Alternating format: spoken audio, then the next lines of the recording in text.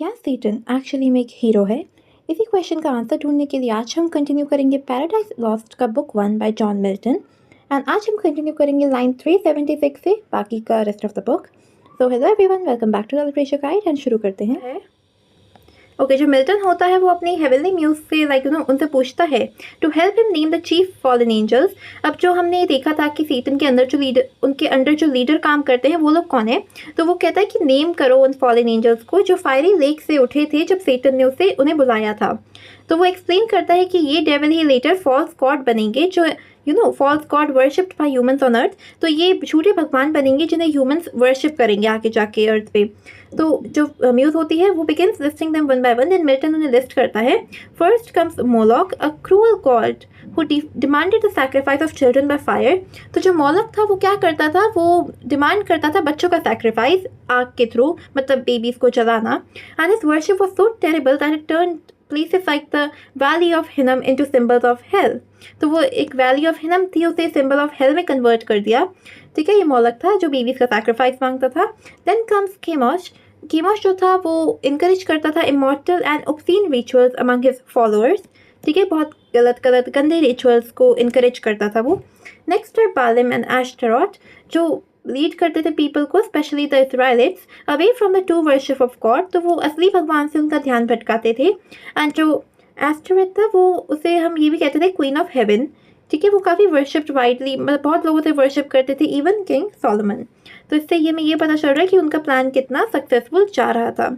मतलब उनका plan successful ऐसे जा रहा था कि इवन इतने जो ग्रेट रूलर्स थे वो उनकी बातों में फंस रहे थे, उनके जाल में फंस रहे थे। देन मिल्टन डिस्क्राइब करता है थॉमस को, whose death was mourned every year। उसकी डेथ को हर साल मोर्न किया जाता था। एंड उसकी story was connected with emotional and sensual worship practices. तो उसकी स्टोरी को हम काफ़ी इमोशनल तरह से उसकी प्रैक्टिस को देखा जाता था। After him comes Dagon, a half man half fish god. तो वो आधा आदमी था आधी मछली था। एंड उसकी वीकनेस ये थी कि जब उसका his weakness is shown when his idol, जब उसका जो आइडल होता है वो फॉल करता है एंड ब्रेक कर जाता है भगवान के सामने। Then Rimmon is mentioned who also led kings like Ahaz into false worship. तो इस वाले ने भी किंग को अपने जाल में फंसा लिया था अपनी वर्शिप में। उसके बाद मिल्टन जो है वो इजिप्टियन गॉड्स को बारे में बताता है, जैसे ओसाइरिस या फिर आइसिस। तो इससे हमें ये देखने को मिलता है कि how people were misled into worshipping animals and idols. ठीक है, तो लोग जानवरों की पूजा करते थे, आइडल्स की पूजा करते थे। And even Israelites were influenced by this as seen in the worship of the golden calf, especially under king Jeroboam. ठीक है, देन आता है फाइनली आता है लास्ट वन एंड सबसे मोस्ट पावरफुल बिलायल। तो बिलायल क्या था, unlike others he has no temple but exist everywhere. ठीक है, तो हर भगवान का जो बाकी फॉल्स भगवान थे उनके तो टेम्पल्स थे, बट इसका कोई टेम्पल नहीं था। ये हर जगह एग्जिस्ट करता था, जैसे करप्ट प्रीस्ट में, कोर्ट में, सिटीज़ में, एंड लोग जो सिन कमिट करते हैं। तो ये जो बंदा था ये एकदम प्योर विकेटनेस एंड मोरलिटी के, मतलब गलत डिसीजन लेना, इमोरल बनना, ये सारी चीज़ें रिप्रेजेंट करता था। उसके बाद मिल्टन है वो ग्रीक मैथोलॉजी को रेफर करते हैं। एंड ये भी कहते हैं कि gods like Jupiter are false as they too come from a chain of rebellion and overthrow just like Satan। तो इन द एंड क्या होता है, ये सारे फॉलन एंजल्स सेटन के अराउंड गैदर करते हैं। वो डिफीटेड लगते हैं, बट उसके स्पीच के बाद वो काफ़ी इनकरेज हो जाते हैं एंड अपने लीडर को देख के उनमें काफ़ी कॉन्फिडेंस आ जाता है एंड वो दोबारा प्रिपेयर करते हैं वॉर के लिए। तो इस सेक्शन में हमें देखने को मिलता है कि fallen angels becoming false god on earth, spread of evil, idolatry and corruption, मतलब evil, idol पूजा and corruption, and Satan again becoming a leader and motivator। तो ज़्यादा नहीं रहता है, बहुत थोड़ा सा रहता है। तो फिर लाइन बाय लाइन देखें तो सेव राउंड। तो मिल्टन हेवनली म्यूज को पूछता है कि वो उन्हें नाम बताए फॉलन एंजल्स के जो कैसे उठे थे फायरी लेक से जब सेटन ने उन्हें बुलाया था। ठीक है, देन तो फर्स्ट आता है मोलक, जो हमने देख लिया कि वो specially children like human sacrifice मांगता था, स्पेशली चिल्ड्रन जिन्हें जलाए जाते हैं। देन जो पेरेंट्स थे वो इसकी बातों में आके अपने ही बच्चों को जला देते थे अपनी सिंस वगैरह छुपाने के लिए। And he was worshipped by the Ammonites. And उसने किंग सोलोमन को भी इन्फ्लुएंस कर दिया था ताकि वो उसके लिए मोलक के लिए एक टेम्पल बनाए। देन आता है गेना। तो ये एक जगह है जहाँ पे चिल्ड्रन वर सैक्रिफाइस्ड, वो बिकेम कर्स्ड। ठीक है, एंड इट वॉज कॉल्ड केना मीनिंग हेल। तो एक जगह थी, उससे हेल का टाइटल दे दिया गया। नेक्स्ट आता है हेल, उसके बाद आता है केमोश।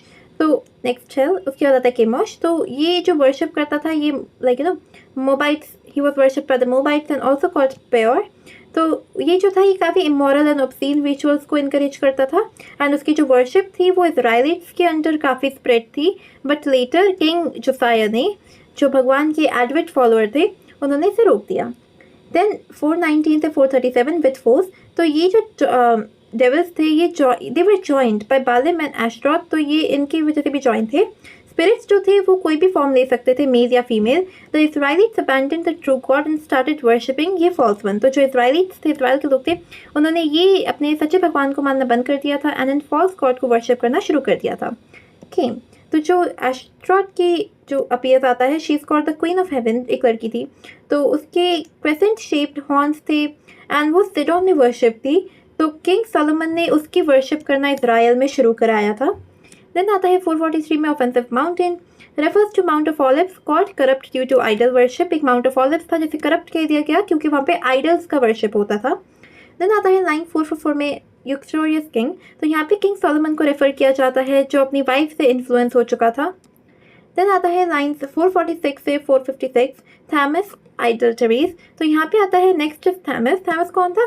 जो वुमेन थी, जो लड़कियाँ थी, औरतें थी, वो उसकी डेथ को हर साल मोर्न करती थी। एंड जो रिवर एडोनिस थी, उसे कहा जाता था कि वो रिवर रेड कलर में बदल गई उसकी ब्लड की वजह से। तो उसकी जो स्टोरी है ये वीनस एंड एडोनिस से लिंक्ड है। एंड इवन पीपल इन जायन वर इन्फ्लुएंस्ड, जो जायन के लोग थे वो भी फॉल्स वर्शिप के अंडर आ चुके थे। देन आता है नेक्स्ट माउंट, तो नेक्स्ट आता है ड्रैगन, जिसकी ऊपर की बॉडी एक आदमी की थी, नीचे की बॉडी एक फिश की थी। एंड जब आर्क ऑफ गॉड आया था, लाइक प्लेस किया गया था उसके टेम्पल पे, उसका जो स्टैचू था, उसका जो आइडल था, वो टूट गया नीचे गिर के, उसकी वीकनेस को दिखाता हुआ कि भगवान के आगे वो नहीं टिक सकता। देन आता है हिम रिनाउन, तो नेक्स्ट आता है रिमन, ये डेमेस्कस से वर्शिप इन डेमेस्कस, वहाँ पे उसकी पूजा की जाती थी। एंड इसने किंग अहाज को लाइक इन्फ्लुएंस कर दिया था ताकि वो उसके लिए एक ऑल्टर भी बनाए। देन आता है line 478 to 489 after gods. Then उसके बाद इजिप्टियन गॉड्स आते हैं जैसे कि ऑसराइसिस, आइसिस एंड होरस। ये जो लोग थे इन्होंने इनकी वजह से लोगों ने एनिमल्स को वर्शिप करना स्टार्ट कर दिया था भगवान की जगह। The Israelites copied this by worshipping the golden calf, वो एक गोल्डन काफ को वर्शिप करते थे। एंड जो किंग जेरोबोम थे उन्होंने 2 गोल्डन काफ बनवाए थे, इंक्रीजिंग देयर सिन। उन्होंने अपना ही सिन बढ़वा लिया था ये 2 गोल्डन काफ बनवा के। देन आता है नेक्स्ट 490 से 505 तक, दैट इज बिलायल रेप। तो last comes Belial, the most corrupt devil, सबसे ज़्यादा करप्ट है। ये काफ़ी विकेटनेस एंड इमोरलिटी को दिखाता है।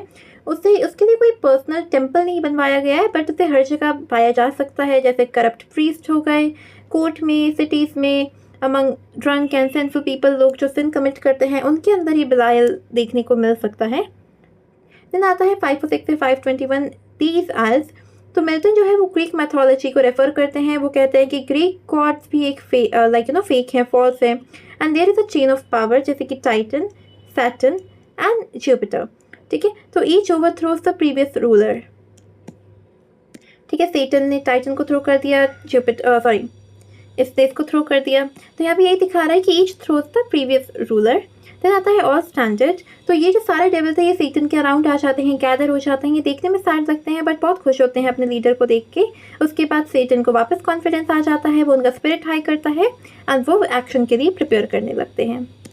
तो यहाँ पे हमारा आ गया है check your progress, comment on the classical allusions used by Milton to describe the fallen angels, critically analyze the ways in which Milton includes pagan deities such as Chemos to describe the fallen angels। ठीक है, तो यहाँ पे मैंने answer paste किया है। Classical allusions क्या थे जो मिल्टन ने यूज़ किए थे फॉलन एंजल्स को डिस्क्राइब करने के लिए। अगेन ठीक है, Titans, figures like Typhon and Leviathan, तो इन सबको ठीक है ये यूज़ करके फॉलन एंजल्स को एंड सैटन को दिखाया गया था। एंड वो ऑल्सो रेफर करता है क्लासिकल राइटर्स लाइक हिजोइड या फिर गॉड्स लाइक जुपिटर, जिन्होंने अपने अर्लियर रूलर को ओवरथ्रो किया था। तो मिल्टन ये सारा शो क्यों करता है? To show the great size and power of the fallen angel, to connect his poem with the epic tradition like Homer, and to show that even great classical figures were rebels who failed, just like Satan। ठीक है, ये classical figures थे जिन्होंने rebel किया था and fail हो गए just like Satan। तो इसका इफेक्ट क्या है? इससे हमें डिस्क्रिप्शन काफ़ी ग्रैंड एंड एपिक देखने को मिलता है। जो रीडर है उन्हें एक स्केल मिल जाता है इमेजिन करने को कि डेविल्स कितने पावरफुल थे, बट ये भी देखने को मिलता है कि एंड में आके उनका डिफीट पक्का ही है। तो वो कितने भी पावरफुल हो, वो गॉड से ज़्यादा पावरफुल नहीं है। Then use of pagan deities like Chemos, second question। तो मिल्टन जो है वो पेगन गॉड्स को इंट्रोड्यूस करता है, जैसे केमोश या फिर मॉलक या फिर डेगोन, बिलायल एक्सेट्रा, एंड उनको फॉलन एंजल्स की लाइक प्रेजेंट करता है फॉलन एंजल इन डिस्गाइज, छुपे हुए फॉलन एंजल। तो अकॉर्डिंग टू मिल्टन ये असली भगवान नहीं है एंड ये एक्चुअली डेविल है जिन्होंने ह्यूमंस को भटकाया है। उन्होंने आइडल वर्शिप शुरू कराया, इमोरल प्रैक्टिसेस, सैक्रिफाइस शुरू कराए एंड एक फॉल्स रिलीजन को स्प्रेड किया, जैसे कल्ट टाइप होता है ना वैसा ही। तो मोलक का हमने देख लिया, चाइल्ड सैक्रिफाइस, केमस का ऑब्सीन रिचुअल, बिलायल का करप्शन एंड इमोरलिटी। तो मिल्टन ये क्यों करता है? तो ये शो करता है कि all pagan religion are false and influenced by evil, to connect biblical history with mythology and to explain how humans moved away from the true worship of God. ठीक है, तो एक्सप्लेन करता है कि ह्यूमंस कैसे अवे हो गए थे भगवान की असली वर्शिप से। क्रिटिकल पॉइंट यहाँ पे ये है कि Milton religion, mythology and history को ब्लेंड करता है। वो डेविल को एक्टिव फोर्सेस की तरह प्रेजेंट करता है जो ह्यूमैनिटी को करप्ट करते हैं, एंड इससे हमें उसका क्रिश्चियन वर्ल्ड व्यू देखने को मिलता है जो एक भगवान के अंदर ही ट्रूली लाई करता है। तो क्लासिक इल्यूशन हमें power scale and epic style show करते हैं, and pagan gods shown as fallen angels spreading evil and false worship. ठीक है, देन आता है हमारा नेक्स्ट लाइन 533 से 798 जो हमारा लास्ट है।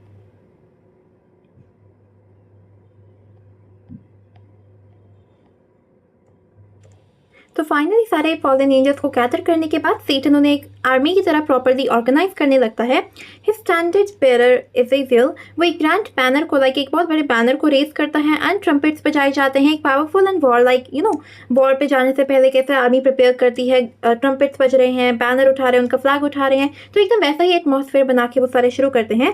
The fallen angels respond immediately, वो अपने वेपन्स उठा देते हैं, डिसिप्लिन रैंक एकदम प्रॉपर रैंक में अलाइन हो जाते हैं कि पहले ये फिर वो, एंड फिर वो एक स्ट्रॉन्ग मिलिट्री फॉर्मेशन में, जैसे मिलिट्री में चलते हैं हम लोग लेफ्ट राइट लेफ्ट वाले, उस फॉर्मेशन में चलते हैं। And even though they are in hell and have been just defeated, even though उन्हें हेल में फेंक दिया गया है एकदम अभी हराने के बाद, उनमें बिल्कुल भी डर नहीं है एंड वो एकदम यूनाइटेड एंड डिटर्मिन्ड फोर्स की तरह एक्ट करते हैं। उसके बाद वो असेंबल होते हैं एंड वो अपना पेन एंड सफरिंग भूल जाते हैं। उसके बाद and they appear terrifying in their armour, तो अपना आर्मर पहन के वो बहुत डरावने लगते हैं, बहुत टेरिफाइंग लगते हैं। तो सेटन अपनी आर्मी को देखता है प्राइड के साथ एंड मिल्टन एम्फेसाइज करता है कि उनका जो इतना ज़्यादा नंबर है उन्हें एम्फेसाइज करता है, but comparing them to famous armies from history and legend, saying that all of those combined would still be smaller than this army of fallen angels. तो जितनी भी अभी तक फेमस वॉर हुई है हिस्ट्री में, ठीक है, जो इतनी बड़ी बड़ी वॉर हुई है, अगर उन सारी वॉर्स की आर्मी को मिला दें तब भी वो इन फॉलन एंजल की आर्मी से बहुत छोटी होंगी, मिल्टन ऐसा कहता है। तो सेटन जो है वो खुद खड़ा होता है उनके आगे like a majestic but fallen archangel, and उसके बाद भी उसके पास he still has some of his former glory, उसके पास अपनी पुरानी ग्लोरी होती है, like the sun that is partially darkened during an eclipse.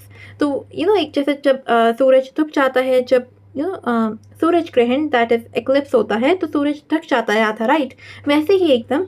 At the same time वो अपनी सफरिंग का साइन शो करता है, उसके फेस पे पेन देखने को मिलता है, एंड फॉर अ मोमेंट वो अपने फॉलोअर के लिए काफ़ी थोड़ा दुख फील करता है कि बेचारे, but before speaking he becomes emotional, बोलने से पहले वो थोड़ा इमोशनल हो जाता है, अपने आप को कंट्रोल करने में स्ट्रगल करता है, जिससे हमें उसकी थोड़ी सी ह्यूमन साइड देखने को मिलती है। तो इन स्पीच अगेन उसके स्पीच में सेटन उनके अपने फॉलन एंजल्स को इनकरेज करता है कि उनका जो डिफीट था वो शेमफुल नहीं था, एंड वो सजेस्ट करता है कि वो ओनली डिफीटेड, वो हारे इसलिए क्योंकि उन्हें एग्जैक्ट अंडरस्टैंडिंग नहीं थी भगवान की पावर की, बट अब क्योंकि उन्हें पता चल गया है तो वो एक न्यू स्ट्रैटेजी इंट्रोड्यूस करता है। नॉट डायरेक्ट वॉर नहीं करेंगे, बट हम चालाक बनेंगे, ठीक है, कनिंग बनेंगे। तो वो ऑल्सो एक र्यूमर मेंशन करता है कि भगवान एक न्यू वर्ल्ड क्रिएट करेगा जो कि अर्थ होगी, ठीक है, वहाँ पे न्यू लोग होंगे, एडम एंड ईव जो थे हमारे। एंड सेटन ये सजेस्ट करता है कि हमारा अगला मूव होना चाहिए कि हम उस पर फोकस करें, उनके न्यू वर्ल्ड पे, एंड वो कोई भी आइडिया जो कोई भी आइडिया होता है पीस करने का या भगवान के आगे सरेंडर करने का, वो उसे रिजेक्ट कर देता है, एंड उसका प्लान क्लियर एंड डायरेक्ट है। आफ्टर द स्पीच जो फॉलन एंजल्स होते हैं वो काफ़ी एनर्जेटिकली रिएक्ट करते हैं, वो काम करने लग जाते हैं, एंड एक बहुत ही ग्रैंड स्ट्रक्चर बनाते हैं हेल में। ये सब लेड करता है मैमोन, जिसे वेल्थ बहुत पसंद है, उसे मटेरियल थिंग्स बहुत पसंद है, ठीक है, जैसे स्टैचूज वगैरह। तो वो जाते हैं, वो अर्थ पे टेक करते हैं, एंड वो काफ़ी सारे प्रेशियस मेटल ढूंढ के लाते हैं, एंड उन्हीं का यूज़ करके वो एक बहुत ही बड़ा पैलेस बना देते हैं। एंड जो मिल्टन है वो इसको कंपेयर करता है म्यूज़िक बनाने के, गाना बनाने के प्रोसेस से, जिससे हमें देखने को मिलता है कि कितना स्मूथली एंड स्किलफुली म्यूज़िक का प्रोसेस होता है, बिल्कुल वैसा ही मिल्टन ने कंपेयर किया है इसको। देन जो ये प्लेस है ये एक्सट्रीमली ग्रैंड है। यहाँ पे लाइक जितनी फेमस बिल्डिंग होती है इजिप्ट के पिरामिड वगैरह या बेबीलोन, उन सबसे भी ज़्यादा इंप्रेसिव है। And it is filled with light and decorated richly, वो लाइट से भरा हुआ है, बहुत ही अच्छे तरीके से डेकोरेटेड है। And the architect is associated with Mulciber, linking the structure to classical mythology. उसके बाद वंस द पैलेस कंप्लीटेड, जब वो पैलेस कंप्लीट हो जाता है, उसका नाम हम रखते हैं, यहाँ पे हम नहीं वो रखते हैं pandemonium, meaning the place of all demons. ठीक है, pandemonium meaning place of all demons, जहाँ पे सारे फॉलन एंजल्स क्विकली गैदर होते हैं मीटिंग के लिए। एंड क्योंकि हेल जो हॉल होता है, since the hall can not fit their huge forms, many angels वो अपने आप को छोटे साइज में श्रिंक कर देते हैं ताकि वो हॉल में फिट हो सके, क्योंकि वो हॉल हॉल बड़ा होता है बट वो इतना बड़ा नहीं है कि वो इतने सारे एंजल्स को अपने अंदर गैदर कर सके, क्योंकि उनका साइज एकदम कुछ बड़ा है कुछ छोटा है, ऐसा वैसा। तो फेरीज और पाइजम्स, फेरीज देखा कितनी छोटी छोटी होती हैं, बिल्कुल उनकी तरह श्रिंक कर देते हैं।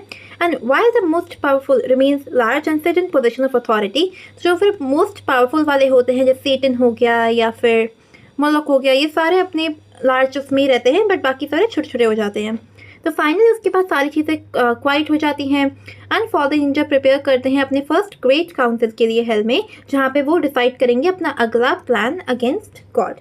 तो ये फाइनल सेक्शन में हमें देखने को मिलता है कि फॉलन एंजल एक डिसिप्लिन्ड आर्मी बन जाते हैं, सेटन ने कितना इंस्पायर करके अपना रिवेंज प्लान किया है, पैंडेमोनियम कैसे बिल्ड हुआ था, and beginning of organized and rebellion, beginning of organized rebellion through a council. तो ये काउंसिल के थ्रू वो एक रेबेलियन को शुरू करने वाले हैं। देन इसका लाइन बाय लाइन एक्सप्लेनेशन देखा जाए तो लाइन 533 से 540 दैट साउंड्स, तो जो अजीजियल है वो सेटन का रॉयल बैनर रेस करता है जो एकदम जूल से डेकोरेटेड होता है, ट्रम्पेट्स बजने लग जाते हैं ज़ोर ज़ोर से एंड उनका ऑर्गेनाइज्ड एक्शन स्टार्ट होता है। देन एट रिट्रीट, तो सेटन की कमांड पे सारे एंजल्स अपना बैनर रेस करते हैं, शील्ड्स उठाते हैं, स्पेयर उठाते हैं, हेलमेट उठाते हैं एंड वो एकदम मिलिट्री फॉर्मेशन की तरह मिलिट्री वालों की तरह अपना वो शुरू करते हैं सारा। नॉर्थ स्ट्रेंथ, तो जो एंजल है वो अपना पेन सैडनेस सब भूल चुके हैं, वो एकदम यूनिटी में मार्च करते हैं लेफ्ट राइट लेफ्ट वाला, वो अपने आर्मी में बहुत टेरिफाइंग लगते हैं एंड वो सेटन के ऑर्डर का वेट करते हैं। तो सेटन बहुत प्राउड से अपनी आर्मी को देखता है। देन 573 से 587 ग्लोरीज बियॉन्ड, तो मिल्टन जो है वो अपनी आर्मी को फेमस आर्मी से कंपेयर करता है, जैसे ट्रोजन वॉर की, थीबन वॉर की, एंड अगर उन सबको भी मिला दो इन सबको तो भी वो सेटन की आर्मी से बहुत छोटी है, बहुत कम है। देन 588 to 615 जहाँ पे वो कंपेयर हेल्थ कहता है, तो सेटन अपनी आर्मी के उनके सामने खड़ा होता है एकदम ग्लोरियस लाइक अ फॉलन आर्कएंजल। तो उसकी आर्मी ये है, सेटन ये है, एकदम अपने विंग्स वगैरह के साथ ऐसे खड़ा हुआ है। तो उसे कंपेयर किया गया है राइजिंग सन, मतलब एक राइज करते हुए सूरज से कंपेयर किया है कि कैसे वो राइज करता है ना धीरे धीरे ऊपर की तरफ, या फिर एक एक्लिप्स्ड सन जो मतलब आधा छुपा हुआ होता है डार्क कलर से एंड बाकी का ऐसा दिख रहा होता है। तो सेटन को इससे कंपेयर किया गया है। उसके बाद उसके फेस पे हमें थोड़ा पेन एंड डैमेज देखने को मिलता है एंड वो अपने फॉलोअर के लिए थोड़ा बुरा फील करता है, जो उससे हमें उसके ह्यूमन इमोशन देखने को मिलते हैं। बट देन वो कंटिन्यू करता है ही वे, तो सेटन ट्राई करता है स्पीक का बट वो तीनों बार फेल हो जाता है क्योंकि वो इतना इमोशनल हो जाता है, उसकी आंखें आंसुओं से टीयर से भरने लगती हैं एंड वो फाइनली एक बहुत ही डीप साए थोड़ा सांस लेके वो शुरू करता है बोलना। तो ओ रिजॉल्व, सेटन अपने फॉलन एंजल को एड्रेस करता है, उन्हें पावरफुल कहता है, उन्हें ब्रेव कहता है, ये बोलता है कि उनका जो डिफीट था वो शेमफुल बिल्कुल नहीं था एंड वो भगवान को ही ब्लेम करता है इंस्टेड कि उन्होंने अपनी असली ताकत छुपा के रखी थी तभी हम लोग फेल हुए, नहीं तो हम लोग फेल नहीं होते। बट वो अब कहता है कि अब हमें भगवान की पावर जब फाइनली समझ आ गई है तो हमें स्ट्रेंथ का यूज़ नहीं करना चाहिए, हमें चालाकी, हमें ट्रिकरी, हमें कनिंग बनना चाहिए। ठीक है, हमें कनिंग बनना चाहिए एंड कनिंग के थ्रू हमें भगवान को हराना चाहिए। तो फिर वो मेंशन करता है ह्यूवर कि भगवान एक न्यू दुनिया क्रिएट करने वाला है जो कि अर्थ है। तो वो डिक्लेयर करता है कि वो कभी पीस नहीं बनाएंगे, वो अपना रेबेलियन कंटिन्यू करेंगे एंड वो एक अपनी काउंसिल होल्ड करेंगे जहाँ पे वो अपना अगला स्टेप डिसाइड करेंगे। तो 633 से 693 ही बेन, तो एंजल्स होते हैं वो बहुत ही अग्री करते हैं चेयरफुली, बहुत एनर्जेटिक होके वो एक्शन के लिए तैयार करते हैं। वो एकदम वो एक हिल की तरफ मूव करते हैं जहाँ पे बहुत सारे मेटल होते हैं। ये जो लीड कर रहा था ये वाली आर्मी, ये था मैमोन। तो मैमोन था वो भगवान से ज़्यादा हेवन में गोल्ड को पसंद करता था, उसे पैसा, उसे ये डेकोरेशन वाली चीज़ें, मटीरियलिस्टिक चीज़ें, ठीक है, मटीरियलिस्टिक चीज़ें बहुत पसंद थी। तो लेटर टीचेस ह्यूमन ग्रीड इंसानों की जो ग्रीड होती है उसके बारे में टीच करता है। They begin digging the hole for gold and mineral. ठीक है, दिन आता है बैबल। तो टावर ऑफ बैबल का रेफरेंस दिया गया है कि humans try to reach heaven but God punished them by confusing their language. जब ह्यूमंस ने ट्राई किया था हेवन रीच करने का, तो भगवान ने उन्हें पनिश किया था उनकी लैंग्वेज ही कंफ्यूज करके। तो यहाँ पे ह्यूमन प्राइड एंड रेबेलियन हमें सिंबल देखने को मिल रहा है।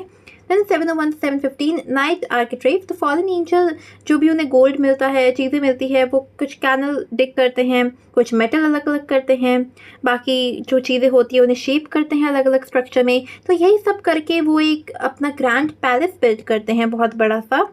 एंड जो मिल्टन है वो इसे म्यूज़िकल हारमोनी के उसमें कंपेयर करता है। जैसे म्यूज़िक का प्रोसेस होता है ना, पहले एक स्टेप लेते हैं, फिर दूसरा स्टेप लेते हैं, फिर ये क्रिएट करते हैं, फिर वो क्रिएट करते हैं, एंड में एक परफेक्ट गाना क्रिएट हो जाता है। तो मिल्टन भी इस प्रोसेस को ऐसे ही डिस्क्राइब करता है कि उन्होंने धीरे धीरे एक प्रॉपर ग्रैंड पैलेस बना लिया। नॉर्थ स्काई, तो अभी जो पैलेस है यहाँ पे गोल्डन रूफ है, एंड ये इजिप्ट के पिरामिड्स या बैबीलोन से बहुत ज़्यादा सुंदर है। इनसाइड बहुत बड़ी जगह है जहाँ पे लैम्प्स है जो बर्निंग मेटल से फिल करें, जिससे हमें लाइट मिल रही है। देन आता है लाइन 731 740 एडमायरिंग मल्सिबर, तो जो एंजल्स होते हैं वो अपने पैलेस में एंटर करते हैं, वो आर्किटेक्ट की तारीफ करते हैं, एंड जो बिल्डर इनसाइड है उसे मल्सिबर लाइक मेथोलॉजिकल रेफरेंस दिया है। देन मल्सिबर हेल 740 से 751, तो ग्रीक रोमन वल्कन है a divine builder thrown from heaven, तो ये एक डिवाइन बिल्डर है जो हेवन से थ्रोन कर दिया गया था, ठीक है, इसकी वजह से भी काफ़ी अच्छा बन पाया है। देन मिल्टन सजेस्ट करता है कि classical myths are distorted visions of biblical truth. जो क्लासिकल मिथ होती है वो एक बहुत ही डिस्टॉर्टेड, मतलब बहुत ही हिला ढुला वर्जन है जो बाइबल का ट्रूथ है उसके अकॉर्डिंग। तो 750 से 762 में हमें meanwhile hall trumpets announce a meeting, trumpets बजते हैं मतलब कि मीटिंग का टाइम शुरू हो गया है, एंड जो उनका पैलेस है उसे हम कहते हैं पैंटोमोनियम, ठीक है, पैंटिमोनियम। इसका मतलब क्या होता है, प्लेस ऑफ ऑल डीमंस। तो बहुत सारे थाउजेंड्स ऑफ एंजल्स बहुत जल्दी आके गैदर हो जाते हैं। 763 से 766, तो यहाँ पे reference to medieval knight shows talent strength and combat tradition. Then आता है थिक सीम्ड, तो एंजल्स है उन्हें बीज की तरह, मधुमक्खी के उससे कंपेयर किया गया है। तो वो अपनी वो अपने साइज़ को थोड़ा छोटा कर देते हैं, एंड वो बिजी मूवमेंट एंड क्राउडिंग दिखाता है। देन आता है 777 से 797 बी होल्डफुल, तो एंजल्स अपने साइज को श्रिंक कर देते हैं, जाइंट से बहुत छोटे छोटे फेरीज की तरह बन जाते हैं ताकि वो सारे हॉल में फिट हो सकें। बट जो मोस्ट पावरफुल एंजल्स होते हैं जैसे कि सेटन, मोलॉक, वो सारे अपनी जगह पे रहते हैं, वो अपने साइज में रहते हैं, एंड वो अपनी गोल्डन सीट्स पे बैठते हैं। देन 797 से 798 आफ्टर बिगिन, तो उसके बाद सब चीज़ें शांत हो जाती है, सारे एंजल बैठ जाते हैं, and the great council of hell, जो हेल की ग्रेट काउंसिल है वो शुरू हो जाती है। तो दैट वॉज इट। उसके बाद हमारे कुछ क्वेश्चन है यहाँ पे। Explain in detail the military metaphor used by Milton in his description of the fallen angels. Critically examine the construction of Pandemonium by Moloch and the other angels. How is the tower of Babel relevant to the construction of Pandemonium? Compare and contrast the biblical figures mentioned in Book 1 with their classical and pagan counterparts. For example, consider the case of Mulciber, whom Milton identifies as Vulcan in Greek and Roman mythology, respectively. Why do you think Milton does this? And now that you're familiar with the text, can you identify the various contrasting pairs put forward by Milton in Book 1? For example, heaven and hell, God and Satan, light and darkness. How does Milton differentiate between these sets of binaries?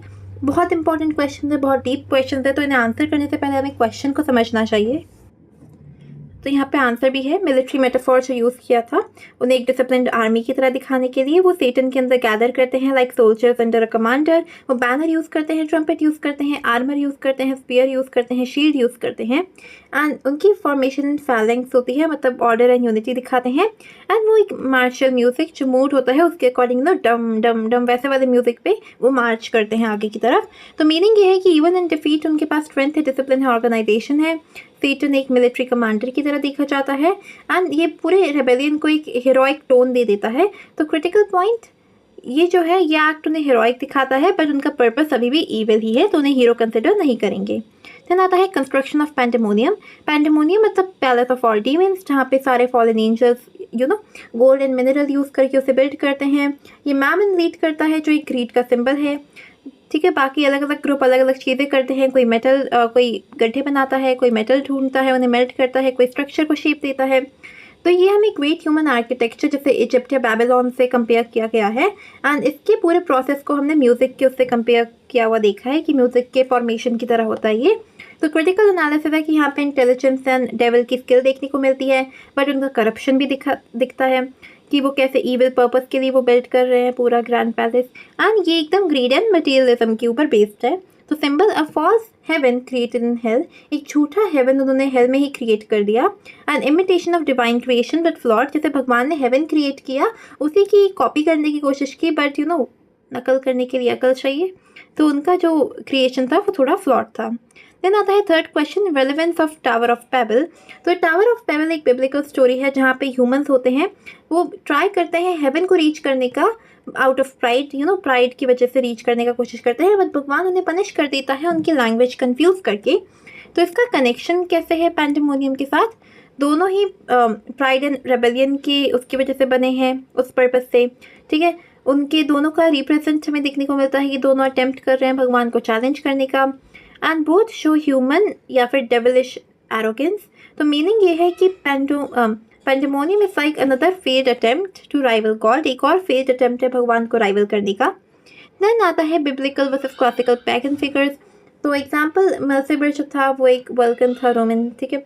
Milton क्या करता है, Milton mix कर देता है इन दोनों को, biblical figures को and classical mythology को। तो मिल्टन ये क्यों करता है, तो शो कि पेगन गॉड्स जो हैं वो एक्चुअली एक फॉल्स एंजल है डिस्गाइज में, and Christian theology and classical epic tradition को कंबाइन करता है। तो इससे पोम जो होती है हमारी बहुत यूनिवर्सल हो जाती है, बहुत रिच देखने को मिलती है। एंड ये भी शो करता है कि सारी मैथोलॉजीज एक सेम मोरल ट्रूथ का पार्ट है, एंड ये आइडिया रीइंफोर्स करता है कि सही पावर, जो ट्रू पावर है वो भगवान के पास है, एंड जो पेगन गॉड्स होते हैं वो फॉल्स एंड मिसलीडिंग होते हैं। देन आता है कंट्रास्टिंग पेयर्स। तो मिल्टन काफ़ी सारे स्ट्रॉन्ग कंट्रास्ट शो करता है, जैसे heaven and hell, God and Satan, good and evil, light and darkness, obedience and rebellion. And Milton उन्हें डिफ्रेंशिएट कैसे करता है, तो हेवन, गॉड एंड लाइट ये सारे हमें order, purity, truth, happiness and divine power दिखाते हैं। Hell, Satan and darkness, chaos, suffering, illusion, झूठा प्राइड एंड फ्रीडम का गलत यूज दिखाता है। तो इम्पॉर्टेंट आइडिया ये है कि सेटन डिफरेंसेस को ब्लर करने का ट्राई करता है बाय द एग्जाम्पल कि दिमाग में सोचो तो हेल को भी हेवन बना सकते हैं, बट मिल्टन ये क्लियरली शो करता है कि हेवन ही असली भगवान है, एंड जो हेल है लाइक हेवन ही असली गुड है, असली भगवान यहीं पे मिलेगा, सारी अच्छी चीज़ें यहीं पे हैं, और जो हेल है वो काफ़ी फॉल्स एंड करप्टेड है, यहाँ पे जो सब है वो सब झूठा है। तो that was it, that was the video. I know काफ़ी लॉन्ग हो गया है, thank you so much for watching. And अगर आपको कोई डाउट था वो क्लियर हो गया, या फिर if this video helped you in any way, then make sure to like and subscribe to my channel for more upcoming videos. क्योंकि ये दोनों पार्ट इतने बड़े हो गए हैं, I will create short video like maybe 15 से 20 minutes का, जिसमें हम सारे इंपॉर्टेंट टॉपिक कवर कर लेंगे इसमें। तो stay tuned for that. Thank you so much for watching and bye bye.